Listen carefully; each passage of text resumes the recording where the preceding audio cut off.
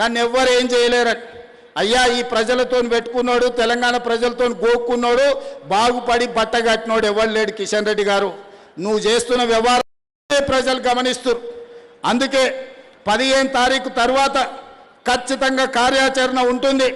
Metro రావాల్సిందే, RRRకు అనుమతులు ఇవ్వాల్సిందే, మూసి ప్రకరణ జరగాల్సిందే, నువ్వు పండించిన వడ్లు మొక్కలు జొన్నలు కొనాల్సిందే. ఈ అన్నిటికీ నువ్వు సహకరించకపోతే బరాబర్ నీ సంగతి చెప్తాం. మళ్ళోసారి నేను చెప్పదలుచుకున్నా వారికి. వారు అంటారు నేను పుట్టింది ఇంట్లోనే, నేను చచ్చేది ఇంట్లోనే. కరెక్టే, నువ్వు అందులోనే ఉంటావు, చీకట్లో యువతలతో సహకారం తీసుకుంటావు. నువ్వు నీ పార్టీకి ఎప్పుడైనా పనిచేసినావు, నీ కార్యకర్తలే చెప్తారు సార్ మా సార్ బీజేపీలో ఉంటాడు కానీ మొత్తం బీఆర్ఎస్ వాళ్ళతోనే మాట్లాడుతుంటాడు, కేటీఆర్ చెప్పినట్టే వింటాడు మా సార్ అని నీ సొంత పార్టీ వాళ్ళు చెప్తారు. నీకు పార్టీ మారే అవసరమే ఉంది నాయన, ఉన్న దాంట్లో ఉంటావు, పక్క దాంట్లో తింటావు.